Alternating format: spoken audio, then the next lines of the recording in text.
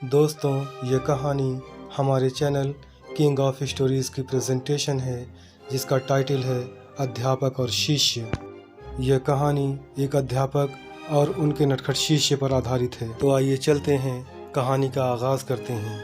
एक बार की बात है, एक बार एक अध्यापक एक संपन्न परिवार के शिष्य के साथ कहीं जा रहे थे। तो उस शिष्य को कुछ मजाक सूझी, क्योंकि उसको रास्ते में किसी गरीब मजदूर के जूते दिखाई दिए। उसने अध्यापक से कहा, गुरुजी, अगर हम इन जूतों को छुपा दें तो कितना मज़ा आएगा। अब उसको तो मजाक सूझ रहा था, लेकिन गुरुजी ने कहा, नहीं, गरीब इंसान के साथ इस तरह का भद्दा मजाक करना ठीक नहीं है। उसने कहा, क्यों ना हम इन जूतों में कुछ सिक्के डाल दें और देखें कि इसका उस गरीब मजदूर पर क्या प्रभाव पड़ता है। उन्होंने ऐसा ही किया। जैसे ही मजदूर अपना काम करके लौटा और उसने एक पाँव अपने जूते में डाला तो उसको कुछ कठोर सा महसूस हुआ। उसने अंदर हाथ डाला तो उसको कुछ सिक्के दिखाई दिए। वह थोड़ा आश्चर्य में पड़ गया। आसपास किसी को देखा तो कोई भी दिखाई नहीं दिया। वापस उसने दूसरा पैर अपने जूते में डाला और वापस उसको उसमें कुछ सिक्के दिखाई दिए।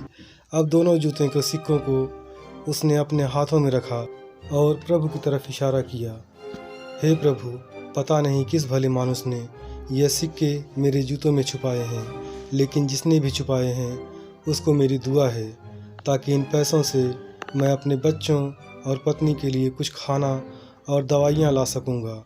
और इतना बोलकर वह चला गया। इस बात को शिष्य और अध्यापक दोनों सुन रहे थे। अब अध्यापक ने शिष्य से पूछा कि अब तुम मुझे बताओ कि तुम्हें कैसा महसूस हुआ, तुम्हारा पहले वाला मजाक या मेरा यह तरीका। तो उसने कहा, गुरुजी, मैं आपसे क्षमा चाहता हूँ। अब मुझे समझ आ गया कि सच्ची खुशी किस चीज़ में है। जब हम किसी का मजाक उड़ाते हैं तो हमें कुछ पल का आनंद मिलता है, लेकिन इससे हमें बद्दुआ मिलती है। लेकिन अगर हम किसी की मुश्किल परिस्थिति में मदद करते हैं और जिसकी भी हम मदद करते हैं उसको भी नहीं पता कि हमने उसकी मदद की है, लेकिन अंदर ही अंदर हमें पता है कि हमने उस इंसान की मदद की है, यह सच्ची खुशी है। जब हम दूसरों को खुशी देते हैं तो हमें सच्ची खुशी मिलती है। इसी तरह खुशियाँ बांटते रहिए, लोगों की मदद करते रहिए और दान करते रहिए। जिसके भी आप काबिल हों, जितना भी आपसे बन पड़े दान करें, लेकिन दान ज़रूर करें। इसका यह मतलब नहीं कि आपको कंपलसरी या अनिवार्य रूप से इतने रुपए दान करने ही चाहिए, क्योंकि हर किसी की ज़रूरत अलग अलग हो सकती है। अगर आप किसी को पैसों का दान नहीं कर सकते तो आप कम से कम चीज़ों का दान तो कर ही सकते हैं। मुझे पूरी उम्मीद है कि यह कहानी अध्यापक और शिष्य की हर टचिंग स्टोरी आपको ज़रूर अच्छी लगी होगी। हमारे चैनल किंग ऑफ स्टोरीज़ को आपका कीमती समय देने के लिए दिल से शुक्रिया।